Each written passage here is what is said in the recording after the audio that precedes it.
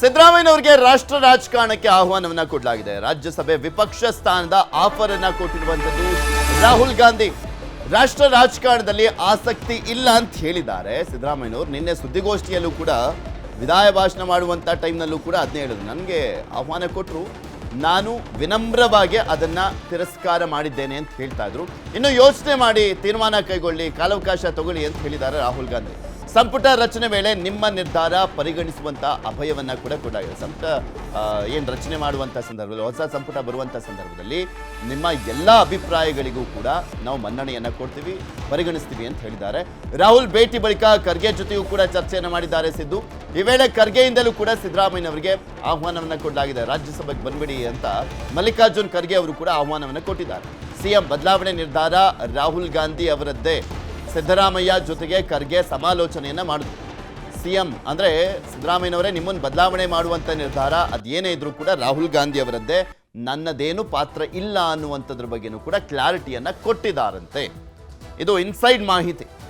ಸಿದ್ದರಾಮಯ್ಯನವರು ರಾಹುಲ್ ಗಾಂಧಿ ಅವರನ್ನ ಭೇಟಿಯಾಗಿದ್ದು, ಅದಾದ್ಮೇಲೆ ಸೋನಿಯಾ ಗಾಂಧಿ ಅವರನ್ನ ಭೇಟಿಯಾಗಿದ್ದು. ರಾಹುಲ್ ಗಾಂಧಿ ಸೋನಿಯಾ ಗಾಂಧಿ ಅವರನ್ನ ಒಟ್ಟಿಗೆ ಅವ್ರ ನಿವಾಸದಲ್ಲಿ ಭೇಟಿಯಾದ್ರು. ಅದಾದ ನಂತರ ಎಸಿಸಿ ಅಧ್ಯಕ್ಷ ಮಲ್ಲಿಕಾರ್ಜುನ್ ಖರ್ಗೆ ಅವರನ್ನ ಭೇಟಿಯಾದ್ರು. ಈಗ KC ವೇಣುಗೋಪಾಲ್ ಅವರನ್ನ ಕೂಡ ಭೇಟಿಯಾದ್ರು. ಅಲ್ಲಿ ಚರ್ಚೆ ಎಲ್ಲ ಮಾಡಲಾಗಿದೆ, ಕೃತಜ್ಞತೆ ಸಲ್ಲಿಸಿದ್ರು. ಅದರ ಜೊತೆಗೆ ರಾಜಕೀಯವಾಗಿಯೂ ಕೂಡ ಚರ್ಚೆ ಆಗಿದೆ. ನಾಳೆ ಸಂಜೆ 4 ಗಂಟೆಗೆ ಶಾಸಕಾಂಗ ಪಕ್ಷದ ಸಭೆ ಇದೆ.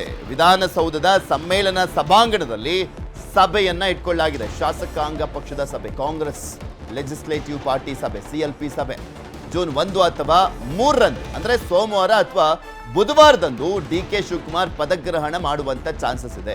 DK ಶಿವಕುಮಾರ್ ಅವರ ಜೊತೆಗೆ 7 ಜನ ಸಚಿವರಾಗಿ ಪ್ರಮಾಣ ವಚನ ಸ್ವೀಕಾರ ಮಾಡ್ತಾರೆ ಅಂತ ಹೇಳಲಾಗ್ತಾ ಇದೆ.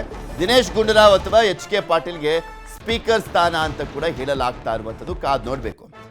ಇಲ್ಲಿ ಪ್ರಮುಖವಾಗಿ DK ಶಿವಕುಮಾರ್ ಅವರ ಜೊತೆಗೆ ಬರೀ 7 ಜನ ಮಾತ್ರನಾ ಅಥವಾ ಪೂರ್ತಿ ಸಂಪುಟ ರಚನೆ ಆಗುತ್ತಾ? 34 ಜನ ಮ್ಯಾಕ್ಸಿಮಮ್, ಇನ್ಕ್ಲೂಡಿಂಗ್ ಮುಖ್ಯಮಂತ್ರಿಗಳನ್ನ ಸೇರಿದಂತೆ ಸಚಿವ ಸಂಪುಟದಲ್ಲಿ ಇರಬಹುದು. ಸೊ ಹೀಗಾಗಿ DK ಶಿವಕುಮಾರ್ ಅವರ ಜೊತೆಗೆ ಪೂರ್ಣ ಪ್ರಮಾಣದಲ್ಲಿ ಸಚಿವ ಸಂಪುಟ ರಚನೆ ಆಗುತ್ತಾ? ಬರೀ 7 ಜನರನ್ನ ಮಾತ್ರ ಸ್ಟಾರ್ಟಿಂಗ್ ಹಂತದಲ್ಲಿ ಸಂಪುಟಕ್ಕೆ ಸೇರಿಸಿಕೊಳ್ಳಲಾಗುತ್ತಾ?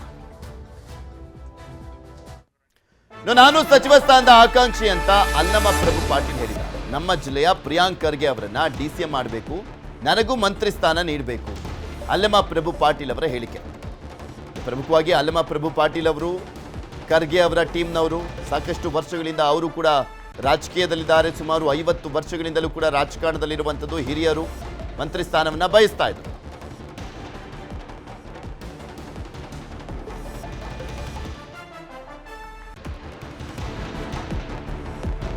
ಅಲ್ಲಮ ಪ್ರಭು ಪಾಟೀಲ್ ಖರ್ಗೆ ಅವರ ಟೀಮ್ನಲ್ಲಿರುವಂಥವ್ರು. ನನಗೂ ಸಚಿವ ಸ್ಥಾನ ಬೇಕು ಅಂತ ಕೇಳಿದ್ದಾರೆ. ಈ ಹಿಂದೆನೂ ಕೂಡ ಕೇಳಿದ್ರು.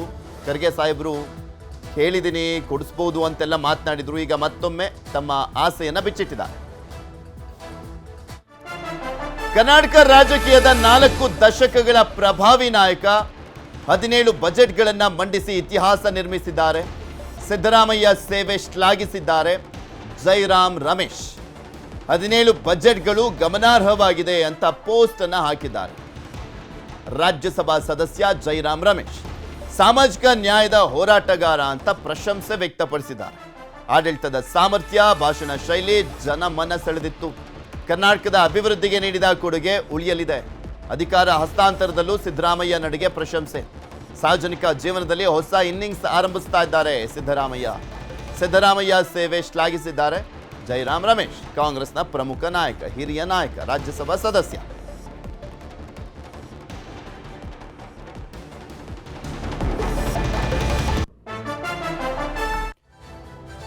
ಸಿದ್ದರಾಮಯ್ಯನವರ ಕೊಡುಗೆಯನ್ನ, ಅವರ ರಾಜಕೀಯ ಜೀವನವನ್ನ ಆಲ್ಮೋಸ್ಟ್ ಎಲ್ಲ ಕಾಂಗ್ರೆಸ್ ನಾಯಕರು ಸಾಮಾಜಿಕ ಜಾಲತಾಣದಲ್ಲಿ ಪೋಸ್ಟ್ ಹಾಕುವ ಮುಖಾಂತರ ಪ್ರಶಂಸೆಯನ್ನ ವ್ಯಕ್ತಪಡಿಸ್ತಾ ಇದ್ದಾರೆ, ಗುಣಗಾನ ಮಾಡಲಾಗ್ತಾ ಇದೆ, ಹೆಮ್ಮೆ ವ್ಯಕ್ತಪಡಿಸ್ತಾ ಇದ್ದಾರೆ. ಇದೇ ಸಂದರ್ಭದಲ್ಲಿ ಜೈರಾಮ್ ರಮೇಶ್ ಕೂಡ ಪ್ರಶಂಸೆಯನ್ನ ವ್ಯಕ್ತಪಡಿಸಿರುವಂಥದ್ದು, ಶ್ಲಾಘಿಸಿದ್ದಾರೆ ಸಿದ್ದರಾಮಯ್ಯ ಅವರ ಕೊಡುಗೆಯನ್ನ, ಅವರ ನಡೆ ನುಡಿ, ವಾಕ್ಚಾತುರ್ಯ, ರಾಜಕಾರಣ, ಇಷ್ಟು ದಿನಗಳ ಸೇವೆ ಎಲ್ಲವನ್ನು ಕೂಡ ಬಣ್ಣಿಸಿದ್ದಾರೆ.